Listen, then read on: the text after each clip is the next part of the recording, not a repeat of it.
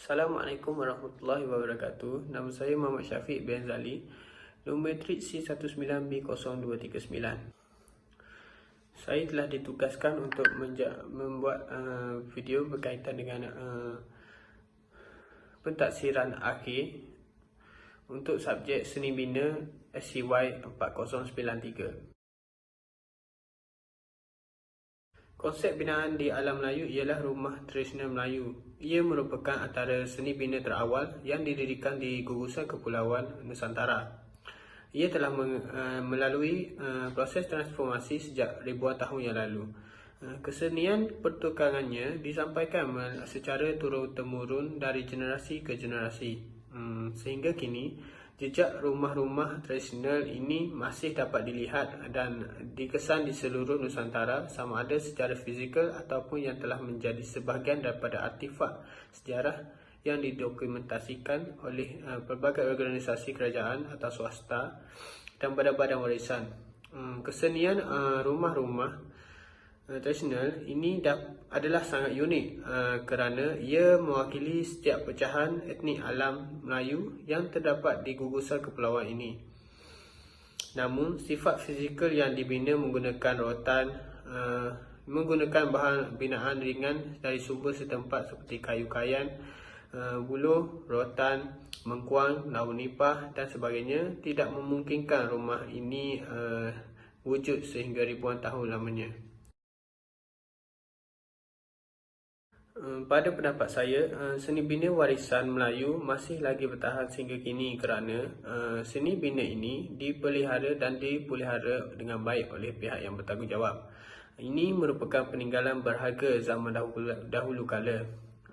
Bangunan bersejarah ini mempunyai nilai kesenian dan nilai budaya yang tersendiri jika dilihat dengan teliti pada bangunan-bangunan.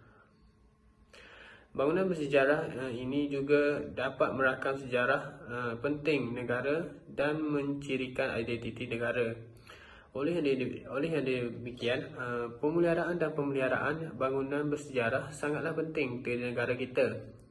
Seni bina Melayu tradisional merupakan satu aset yang berharga untuk dipelihara untuk generasi yang akan datang ini. Ini kerana rumah Melayu tradisional mempunyai banyak keistimewaan yang belum tentu terdapat pada rumah moden masa ini. Masyarakat Melayu yang terkenal dengan sifat kreatif telah membina rumah Melayu dengan mengaitkan reka bentuk seni bina dengan faktor alam sekitar. Halaman rumah dipenuhi dengan tanaman seperti pokok kelapa, pokok serai, pokok kunyit serta beberapa jenis tanaman lain yang memberi sumber makanan kepada penghuni, memberi suatu panorama yang menarik pada rumah Melayu tradisional. Ruang dalam rumah dipisahkan dengan beberapa bahagian mengikut keperluan dan kepenggunaannya serta menitik beratkan agama dalam susun atur ruang tersebut.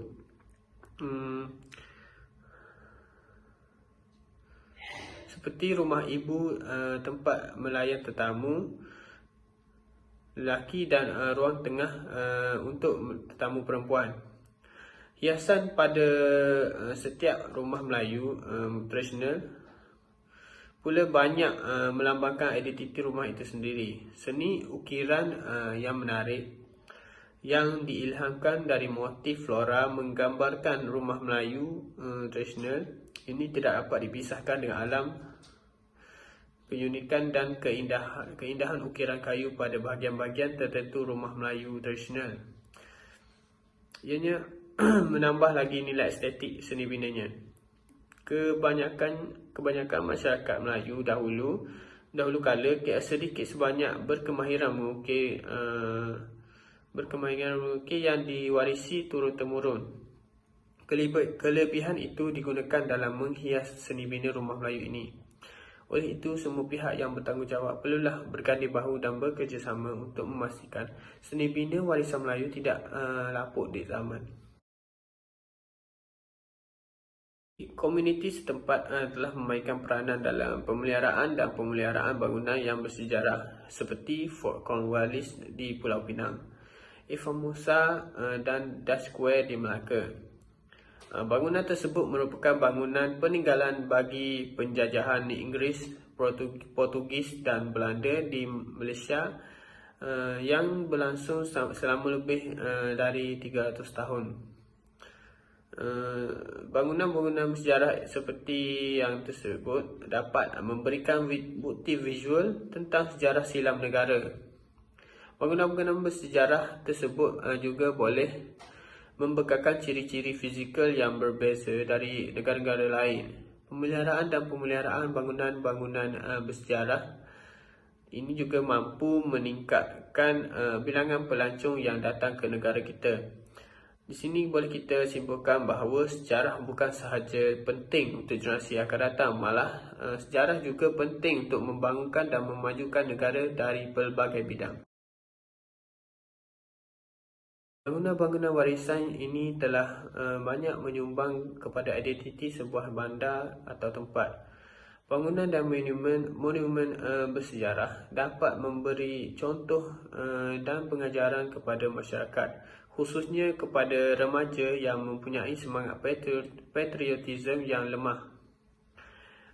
Walaupun sebahagian bangunan lama hanya menunjukkan peristiwa hitam, akan tetapi jika kita menghargai sejarah di sebalik bangunan itu dan mengambil pengajaran daripada peristiwa hitam yang telah berlaku, kita akan lebih maju ke hadapan tanpa mengulangi kesilapan yang telah berlaku oleh masyarakat terdahulu.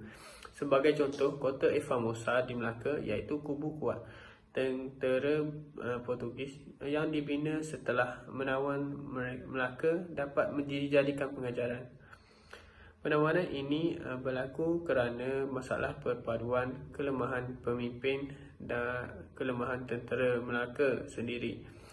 Negara kita juga dapat menjadi negara yang setaraf dengan negara maju yang lain jika tidak mengambil mudah perkara ini dan mengambil pengajaran terhadap sejarah negara kita. Oleh itu, bangunan bersejarah di negara kita tidak perlu dirobohkan. Bangunan dan monumen bersejarah yang mampu menarik minat pelancong, sama ada pelancong tempatan maupun pelancong dari luar negara yang melawat negara ini. Bangunan ini juga merupakan faktor dominan bagi pelancong yang melancong di negara ini selain Petronas Twin Tower. Oleh itu, bangunan bersejarah tidak perlu dirobohkan, tetapi perlu dipelihara dan diubah suai. Sebagai contoh, bangunan lama sewajarnya diubah suai untuk menjadi muzium, galeri seni dan pusat pelancongan. Fenomena ini menjadi perkara biasa di setengah negara Eropah seperti England, Perancis, Itali dan juga Belanda.